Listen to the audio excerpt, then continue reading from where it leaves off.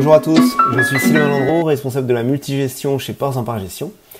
Je vous retrouve comme d'habitude pour faire le point sur le dernier trimestre. Merci à ceux qui nous suivent régulièrement et bienvenue aux nouveaux auditeurs. Je vous propose de nous arrêter une dizaine de minutes pour parler des performances de nos profils, de l'allocation actuelle, du top et flop 3 des supports, de nos mouvements et enfin des perspectives à venir. Donc depuis le début de l'année, nos profils enregistrent une performance nette des frais de gestion de -24 sur le profil dynamique, dont l'exposition action au 30 septembre est de 82%, -19 sur le profil équilibré qui a une exposition action de 42%, et -15 sur le profil modéré qui a une exposition de 18%. En termes d'allocation, à fin septembre toujours, le profil équilibré est exposé à hauteur de 42% en actions, 50% en obligations et 8% en fonds alternatifs. Donc le profil de risque a été diminué par rapport au trimestre précédent. Les actions ont ainsi diminué de 6%, notamment par rapport à une baisse de l'allocation en août, on y reviendra dans les mouvements. La gestion alternative a aussi baissé cette fois de 4%, tandis que le poids des obligations a été augmenté de 10%. Au sein de ces 10% d'augmentation, 6% ont été alloués sur un fonds défensif, avec une sensibilité de 0,88 pour une notation triple B+. Donc je vous rappelle que le profil équilibré peut monter jusqu'à 60% d'actions et descendre à 20% au minimum. Donc c'est-à-dire qu'au niveau de nos choix d'allocation par déclinaison d'actifs, à 42%, donc 2% au-dessus de la neutralité, on a une légère préférence pour les actions. Effectivement, la forte hausse des taux et l'écartement des spreads de crédit redonnent de la valeur aux obligations. Si on regarde ce qu'il en était il y a un an, il n'y avait que très peu d'alternatives aux actions pour générer de la performance. Souvent, on utilisait l'acronyme TINA, There is no alternative. Or, avec une hausse des taux depuis un an de 2,5 à 3% en Europe, en fonction des maturités, et des spreads qui ont doublé à triplé en fonction des signatures, les obligations deviennent beaucoup plus attractives. Au sein des actions, notre préférence se porte sur la gestion défensive value. On n'a pas changé, aux US on est toujours 70% value, 30% croissance, en Europe plutôt 100% blend. D'un point de vue géographique, on préfère les actions européennes, toujours pour des questions de valorisation. De plus, on regarde sur les dernières révisions de résultats, qu'elles sont encore positives en zone euro, alors qu'aux États-Unis, elles se sont retournées à la baisse, légèrement retournées à la baisse. Et cette dynamique, elle est valable que l'on regarde les bénéfices agrégés ou que l'on regarde société par société.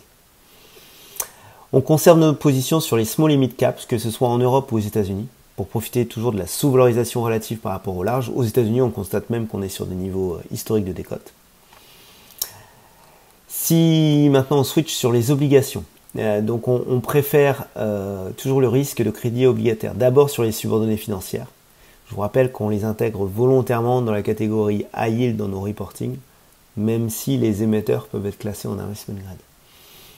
Dans une moindre mesure, on a également des positions sur la dette high yield, cette fois corporate, non financière, et la dette d'entreprise dans les pays émergents. Sur les signatures bancaires, la tension, on a vu, est encore montée d'un cran dernièrement suite à plusieurs tweets mentionnant de grandes difficultés pour Crédit Suisse. À ce stade, on préfère rester prudent sur ces commentaires. Par contre, on est toujours convaincu de l'intérêt de ces obligations dans un panier large et diversifié. On peut noter également que les banques ont un bilan beaucoup plus solide que lors de la crise financière de 2008. Et la remontée des taux est bonne pour leur activité, puisqu'elle est profitable pour leur marge d'intérêt. Si on focus sur un fonds, le fonds Lazard Capital Phi, on voit maintenant que le rendement au call est de 11,7%, le rendement au peer de 9,10% par an. Ce rendement permet au portefeuille d'être mieux protégé de la hausse des taux que les obligations gouvernementales, sachant que le scénario d'invalidation, bien sûr, c'est une récession prolongée, ou même une remise en cause de la solidité du système bancaire.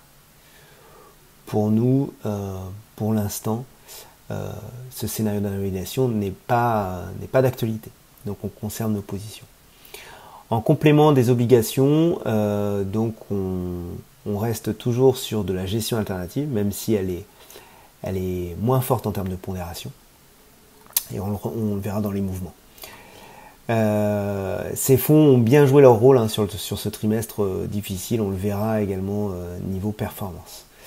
Sur les devises maintenant, on reste positif sur le dollar. La Banque centrale américaine est toujours en avance sur sa politique de remontée des taux directeurs par rapport à la Banque centrale européenne. L'environnement économique est également plus propice au renforcement ou du moins à la stabilité du dollar face à la devise européenne. Et enfin, on voit que la position est toujours intéressante pour couvrir les allocations face à la volatilité des marchés. Ce trimestre l'a encore prouvé, quand les actions ou les obligations ont baissé, quelles que soient les zones, le dollar a progressé quasiment de 7% face à l'euro sur les 3 derniers mois. Le profil équilibré est exposé à hauteur de 20% sur cette devise américaine.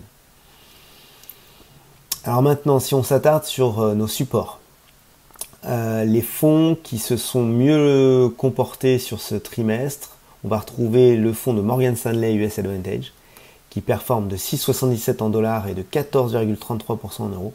Style croissance est revenu sur le devant de la scène, mais malgré cette hausse, on préfère toujours, dans l'environnement économique, privilégier la value au sein de nos allocations. Le deuxième fonds, c'est un fonds justement de la gestion alternative, le DNCA Invest Alpha Bonds, qui performe de 1,71%. Fonds long short sur les obligations, toujours orienté sur une stratégie d'inflation, mais qui a légèrement modifié puisqu'il est davantage maintenant sur la partie longue de la courbe. Et toujours vendeur de duration sur les pays du G10. Enfin, Carmignac Sécurité qui performe de 0,56%, un de nos fonds obligataires les plus défensifs. Sa sensibilité est de seulement 0,9 pour une notation triple B+.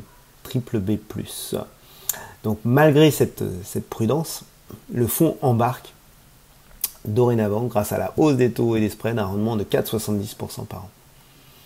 Au niveau de nos détracteurs, on mentionne le fonds de JP Morgan sur la Chine, sur le marché local action chinois. Le fonds baisse de 13,25%. Et donc il n'a pas clairement profité des confinements de début juin. Le gouvernement chinois, qui applique toujours la politique zéro Covid, a à nouveau pris des mesures cet été, réduisant la visibilité sur l'activité économique. Malgré ça, on reste sur cette position. On est conforté par la valorisation attractive du marché et par la politique monétaire et budgétaire qui est accommodante, ce qui en fait un des rares pays à être sur cette phase de politique dans le monde. Le deuxième détracteur, c'est Portzamparc Europe PME ISR qui baisse de 10,27%, qui a été pénalisé par la baisse des petites valeurs européennes. Le gérant a réduit l'exposition aux secteurs les plus cycliques face à l'amplification des craintes de ralentissement économique. Enfin, Métropole Sélection qui baisse de 6,40%, qui représente la classe d'actifs Action Zone Euro Value. Ce fonds est présent uniquement sur le profil dynamique. En termes de mouvements, on a réalisé 2 mouvements majeurs au 3e trimestre. Fin juillet, on a profité du rebond des taux et des spreads de crédit pour renforcer les obligations et alléger la gestion alternative. On a initié 2 nouvelles positions, le fonds EDR Bond Allocation et le fonds Carmignac Sécurité. Mi-août, après un rebond global de plus de 10% des marchés actions au cours de l'été, on a pris nos bénéfices suite au renforcement actions qu'on avait opéré en juin. Dans le même temps, il s'est trouvé que les rendements sur les taux se sont nettement détendus. On a préféré donc réinvestir le produit de la vente sur un fonds très court en sensibilité, le Air Crédit Horizon 12 mois, afin de réduire la volatilité globale du portefeuille et attendre de nouvelles opportunités. En termes de perspective, alors on voit bien que le trimestre a encore été compliqué pour les actifs cotés, que ce soit dit à risque ou même refuge. Si on regarde 2 indices, le MSCI World Local, un indice action monde, il a été en retrait de 4,4%. Et si on regarde un indice dit refuge, l'euro MTS Global, donc un indice sur les obligations d'État de la zone euro, il perd 5,1%. Donc ces derniers mois ont été clairement rythmés par les réunions des principales banques centrales qui ont systématiquement débouché sur de fortes hausses de taux. Ce mois-ci, plus que l'ampleur de la hausse de 0,75% de la réserve fédérale américaine, qui a clairement marqué les esprits par le discours faisant de la baisse de l'inflation sa seule priorité, il y a la Banque Centrale Européenne qui a, quant à elle, entériné la plus forte hausse de taux de son histoire en relevant son taux directeur de 0,75%. On voit qu'au vu des dernières statistiques économiques, il est probable que de nouvelles hausses de taux sont à attendre sur les prochains mois. Ce resserrement des politiques monétaires se fait ressentir sur l'économie réelle. Il y a notamment un ralentissement de la consommation. Plusieurs acteurs ont averti les investisseurs des conséquences à attendre sur leurs résultats financiers. Donc ça va continuer. Il est probable que d'autres avertissements viendront rythmer les publications des résultats à venir. Tout pendant qu'on est dans cette situation de volatilité, notamment sur les taux, on conserve notre position d'attente sur le fonds Air Crédit Horizon 12 mois et sur la position de gestion alternative. On pense, par contre, que dans un deuxième temps, ces supports seront amenés à être allégés pour renforcer les actions et ou les obligations au sein de nos allocations, au vu du potentiel moyen-long terme sur ces classes d'actifs. Donc ce crack obligataire historique qu'on est en train de vivre redonne des opportunités sur cette classe d'actifs, bien sûr toujours en se projetant pour un investisseur de moyen-long terme. Et on souhaite d'ailleurs mentionner que dans ces conditions, notre profil modéré redevient attractif.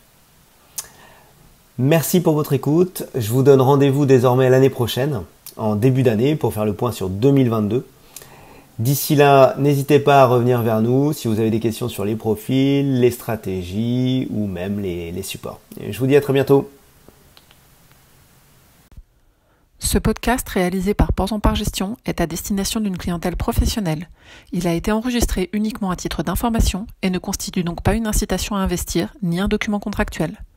Les opinions émises dans ce podcast reflètent un jugement au jour de son enregistrement et sont donc susceptibles d'être modifiées à tout moment sans préavis.